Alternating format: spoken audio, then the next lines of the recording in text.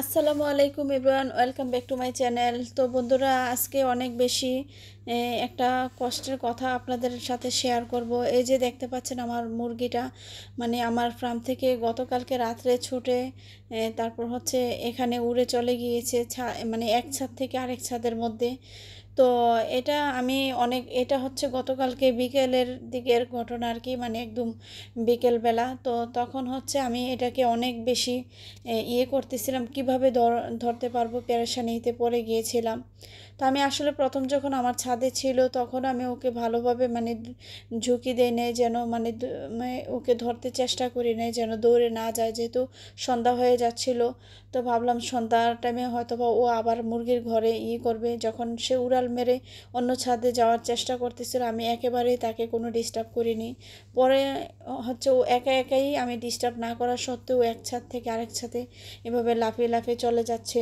তো আমি কি আর করব, একটু তার ফাঁকে ভিডিওটা করে নিলাম, ভাবলাম যে এটা আপনাদের সাথে শেয়ার করি আমি এখন কি করার, অথবা পরবর্তীতে কোথাও কারো ঘরে গেলে আমি মুরগিটাকে ভিডিও করে রাখলে এটা দেখাতে পারবো। তো এই যে দেখতে পাচ্ছেন ও এই ছাদে থেকে আবার হচ্ছে টিন দিয়ে, যে আম গাছটা আছে টিনের চালটার উপরে, ওইখানে লাফ দিয়ে পড়ে যাবে, ওখান থেকে কোথায় যেন হারিয়ে যায়। পরে হচ্ছে আমি আর ওকে বিশ্রিয়ে পাই না। অনেক বেশি পেরেশানিতে ছিলাম গতকালকে রাত্রে যে এটাকে আর পাবো কি না। তো আমি পরবর্তীতে অনেক খোঁজাখুঁজি করেছি আর কি, মুরগিটা আর দেখি নাই যেহেতু রাত্র হয়ে গিয়েছিল। তো সারা রাত্র একটু পেরেশানিতে ছিলাম, আর আল্লাহর কাছে বলেছিলাম যে এটা কি অবস্থা, রাত্রটা বাইরে থাকবে কি, কিছু খেয়ে ফেলবে কি না, মানে অনেক বেশি পেরেশানি হয়েছিল। তো ফজরের পরপরই 5:30টার দিকে হচ্ছে আমি বাসা থেকে গেট খুলে বের হয়ে গিয়েছিলাম এটাকে খোঁজার জন্য। তো আলহামদুলিল্লাহ আমি ওখানে ভিডিওটা করতে পারি নাই, যেহেতু মাথার মধ্যে এত পেরেশানিতে ছিলাম, যা অনেক বেশি পেরেশানি ছিল। তো যার কারণে ভিডিওটা করতে পারি নাই। এই আম গাছের পেছনের যে এখানে একটা বাড়ি নির্মাণ হইতেছে, আপনাদেরকে অন্য আরেকটা ভিডিওতে দেখিয়েছিলাম। তো ওখানে ও বসে খেলাধুলা করতেছিল।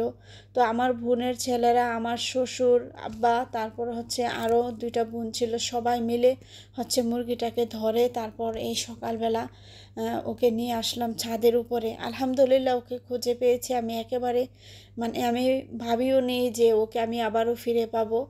তো ওই যে এই পেছনে যে নতুন বাড়িটা নির্মাণ করতেছে আম গাছের পেছনে, ওইখানে ছিল। তো যাই হোক, ওকে যে আমি পাবো কখনো ভাবিনি। তো আমার বোনের ছেলেরা বা আমার শ্বশুর আব্বা সবাই মিলে যেহেতু একত্রে মুরগিটাকে পেয়েছি, আল্লাহর কাছে অনেক বেশি শুক্রিয়া। তো আজকে সকালবেলায় ওকে সুন্দর করে আবার ছাদে উঠাইতেছি, বা এখন ছাদে নিয়ে ওকে রেখে দিব আর কি। সারা রাত্র খুবই বেশি পেরেশানিতে ওকে নিয়েছিলাম যে মুরগিটাকে পাই কিনা। তো হারিয়ে যাওয়ায় মুরগিটাকে পাবো আমি কখনো ভাবিনি। আমি ভেবেছি কোথাও চলে যাবে, যেহেতু দেশি মুরগি খুব লাফালাফি করতে পারে। তো যার কারণে, আর ও তো আমার বাসাটা চিনে না, যে কোথাও যেয়ে তারপর আবার চলে আসতে পারবে, যেহেতু ছাদের উপরে লালন পালন করি। যার কারণে মানে ভেবেছি যে ও ও হচ্ছে মানে ওকে আর ফেরত পাবো না, এটাই ভেবেছিলাম, যেহেতু বাসা ও চিনে না ছাদের উপরে। মাত্র এনেছি 2 সপ্তাহ হয়েছে। তো আলহামদুলিল্লাহ বন্ধুরা, আমি আমার হারিয়ে যাওয়া মুরগিটাকে খুঁজে পেয়েছি, খুব ভালো লাগতেছে। আল্লাহর কাছে অনেক বেশি শুক্রিয়া। আপনারা সবাই আমার মুরগিগুলির জন্য অনেক বেশি দোয়া করবেন, এবং আমার জন্য অনেক বেশি দোয়া করবেন। আজকে আমার শরীরটাও তেমন একটা ভালো নেই, আমি বয়সটা দিতেছি, আমার গলাতে একটু একটু ব্যথা করতেছে, হয়তো বা ঠান্ডি লাগতে পারে, আমার জন্য দোয়া করবেন সবাই।